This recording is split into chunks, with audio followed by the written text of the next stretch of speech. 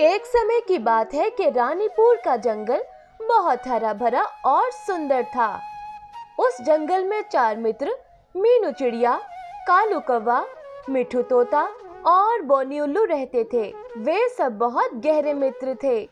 उनकी दोस्ती की मिसाल सारा जंगल दिया करता।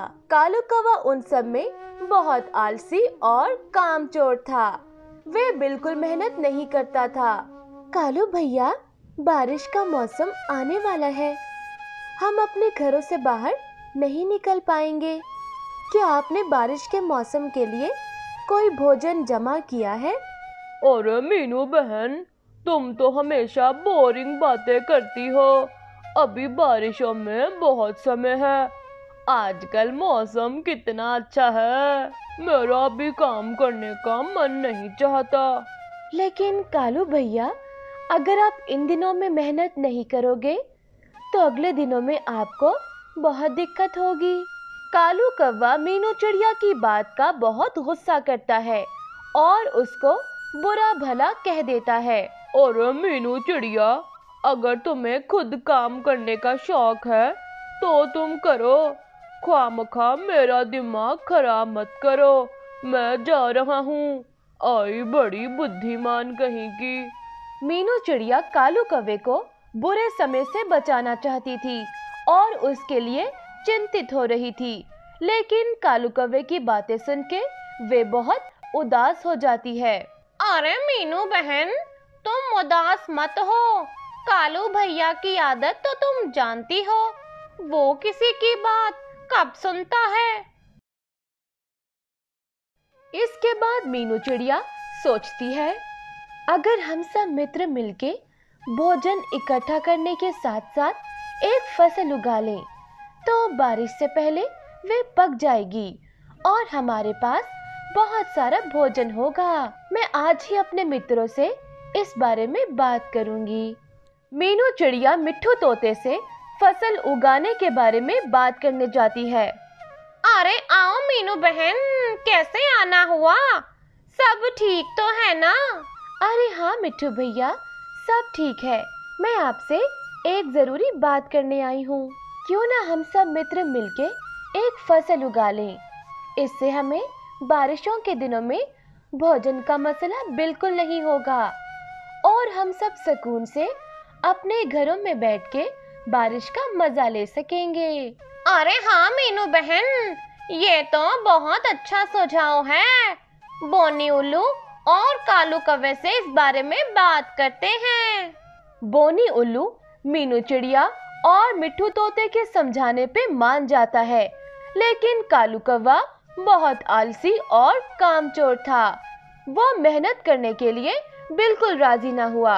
अरे कालू भैया, मीनू बहन की बात बिल्कुल ठीक है।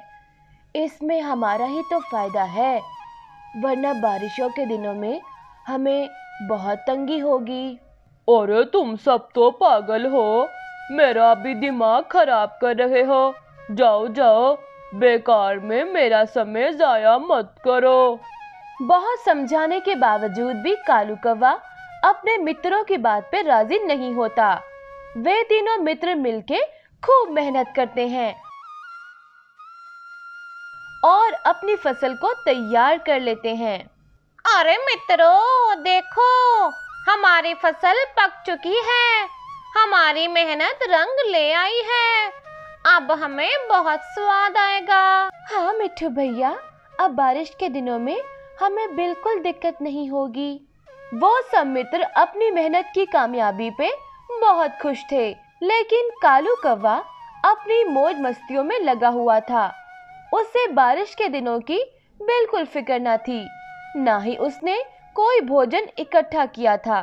उसे अब भी आने वाले दिनों की कोई चिंता न थी, जबकि बाकी मित्र फसल काट के घरों में महफूज कर रहे थे। अरे मिट्ठू भैया, आज तो हमने बहुत काम कर लिया। मुझे तो बहुत थकावट हो रही है। चलो हम घर चल के चाय पीते हैं। अरे हाँ मीनू बहन, मैं भी बहुत थक गया हूँ, लेकिन मैं आने वाले दिनों में अपने घर की खिड़की से बरसात के मजे लूंगा। इतने में कालू कौवा वहां पर आ जाता है। अरे दोस्तों, कैसे हो? काम कर कर के तुम लोगों की शक्लें बिगड़ गई हैं। हो। कालू भैया, हमने काम किया है तो उसका फल भी हमें ही मिलेगा। हमें बरसात के दिनों में कोई दिक्कत नहीं होगी। क्या तुमने भी कोई इंतजाम किया है?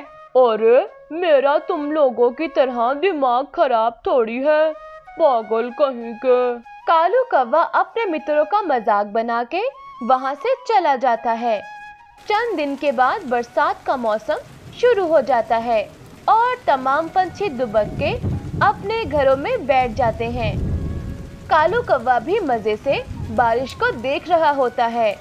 अचानक से उसको भूख सताती है और उसे ख्याल आता है कि इतनी बारिश में वो भोजन तलाश कैसे करेगा। सोच ही सोच में शाम हो जाती है और कालू की भूख शदीद हो जाती है, लेकिन बारिश थमने का नाम नहीं लेती।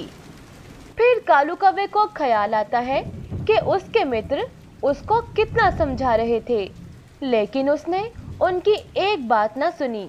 आज वे सब अपने घरों में शांति के साथ बैठे हुए थे और कालू कौवे के पास खाने को कुछ नहीं था। कालू कौवा बारिश में भीगता हुआ बोनी उल्लू के पास जाता है। अरे अरे, इतनी बारिश में कौन आ गया? अरे कौन है भाई? अरे कौन है भाई? बोनी भैया, दरवाजा खोलो, मैं हूँ। कालू भैया, इतनी बारिश में कैसे आना हुआ? अरे भैया, मेरे पास खाने को कुछ नहीं, मेरी मदद करो। अरे कालू, हम सब ने तुम्हें कितना समझाया था, लेकिन तुमने हमारी एक ना सुनी। अब हम तुम्हें अपना भोजन क्यों दें? अरे बोनी भैया, तुम तो मेरे पक्के मित्र हो। मैं वादा करता हूँ, अगली बार मेहनत जरूर करूँगा और भोजन जमा करूँगा। प्लीज मुझे थोड़ा सा अनाज दे दो। बोनी उल्लू कालू कौवे के वादा करने के बाद उसे थोड़ा सा अनाज दे देता है, लेकिन उससे कालू कौवे को ये एहसास हो जाता है कि हमेशा आने वाले समय की चिंता करनी चाहिए और मेहनत जरूर करनी चाहिए ताकि मुश्किल समय में दिक्कत ना हो। एक समय की बात है कि एक जंगल में नीलो चिड़िया अपने 2 बच्चों और अपने पति रंगीले के साथ रहती थी। वे सब खुशी के साथ जीवन बिता रहे थे। कुछ फासले पे उनके साथ उनके दोस्त कौवा, तोता और कबूतर भी रहते थे। एक रोज नीलो चिड़िया और रंगीले चिड़े की आपस में किसी बात पे लड़ाई हो जाती है। अरे रंगीले, मैंने तुमसे कब कहा था कि हमारे लिए या हमारे बच्चों के लिए भोजन लेकर आओ? पहले भी तो मैं ही लेकर आती थी, अब भी ले आऊंगी। तुम बस हमें शांति से रहने दो। अच्छा, तो तुम्हारा मतलब है मेरी वजह से तुम लोग शांति में नहीं हो? बस यही औकात है मेरी अब तुम लोगों की जिंदगी में। बस अब मैं ये घर छोड़ के जा रहा हूँ। तुम रहो अपने बच्चों के साथ शांति से। अरे जी, ऐसा ना करे, हमको छोड़ के मत जाए। मैं इन नन्हे मासूम बच्चों के साथ अकेले कैसे जीवन बिताऊंगी? मुझ पे नहीं तो इन मासूमों पे तरस खाओ। रंगीला चिड़ा नीलो चिड़िया और उसके बच्चों को रोता हुआ छोड़ के वहां से चला जाता है। आसपास के पंछी और नीलो चिड़िया के दोस्त तोता, कौवा और कबूतर भी आ जाते हैं और उसको तसल्ली देते हैं। अरे बहन, तुम चिंता मत करो। रंगीला ऐसे ही जज्बाती हो जाता है। जब उसे अपनी गलती का एहसास होगा तो वो वापस आ जाएगा। नीलो चिड़िया मुसलसल रोए जा रही होती है। अच्छा बहन, मैं जाता हूँ और उसे ढूंढता हूँ। उससे मिलकर उसको समझाऊंगा। मुझे उम्मीद है वो समझ जाएगा। मैं उसे वापस लेकर आऊंगा। आहिस्ता आहिस्ता तमाम पंछी वहां से चले जाते हैं। नीलो चिड़िया अपने 2 बच्चों के साथ अकेली घर में बैठी होती है। अरे माँ, तुम सो जाओ, तुम्हारी तबीयत ठीक नहीं लग रही, तुम कुछ देर आराम कर लो। अरे मेरे प्यारे बच्चे, तुम्हें तो भूख लग रही होगी, मैं तुम लोगों के लिए भोजन का इंतजाम करती हूँ। अरे नहीं माँ, हमें तो बिल्कुल भी भूख नहीं लगी, आप कुछ देर आराम कर लो, फिर हमारे लिए भोजन बनाना। नीलो चिड़िया कुछ देर के लिए सो जाती है। उधर तोता रंगीले चिड़े को ढूंढ लेता है और उससे बात करने जाता है। अरे रंगीले, ये तुमने क्या कर दिया? तुम अपने मासूम बच्चों को और अपनी पत्नी को अकेला छोड़कर आ गए। मुझे लगता है तुम्हारा दिमाग खराब हो गया है। हाँ, हो गया है दिमाग खराब। तुम मेरे दोस्त होके उस नीलो की साइड ले रहे हो। जाओ तुम भी, मुझे किसी की जरूरत नहीं। रंगीला अपने गुस्से से तोते को वहां से निकाल देता है। उधर नीलो चिड़िया सो के उठती है तो उसको अपनी तबीयत ठीक नहीं लग रही होती। वो फिर भी अपने बच्चों के लिए उठती है। घर में जो थोड़ा बहुत आटा रखा होता है वो उससे उनके लिए भोजन बनाती है और उनको खाने को देती है और फिर जाकर सो जाती है। उधर बच्चे आपस में बात कर रहे होते हैं। तुम्हें पता है, माँ ने खुद खाना नहीं खाया और सारा खाना हमें दे दिया है। हाँ, मुझे भी पता है। हम ऐसा करते हैं, थोड़ा सा खा लेते हैं और कुछ माँ के लिए रख देते हैं। माँ जब उठेगी तो उसको दे देंगे। वो दोनों कुछ खाना खा लेते हैं और कुछ माँ के लिए बचा के रख देते हैं। उधर नीलो चिड़िया के दोस्त आपस में बैठे बातें कर रहे होते हैं। अरे नीलो चिड़िया के हालात आजकल ठीक नहीं चल रहे, हमें उसकी सहायता करनी चाहिए। अरे क्या मदद करें? मैंने रंगीले को बहुत समझाया, लेकिन वो मेरी एक भी सुनने को तैयार नहीं। अब हम और क्या करें? यार ऐसा करते हैं, नीलो चिड़िया को अपने घर ले आते हैं, उसको अच्छे से ख्याल रखते हैं। वे सब नीलो चिड़िया और उसके बच्चों को अपने घर ले आते हैं, लेकिन नीलो चिड़िया की हालत रोज बरोज बिगड़ती जाती है।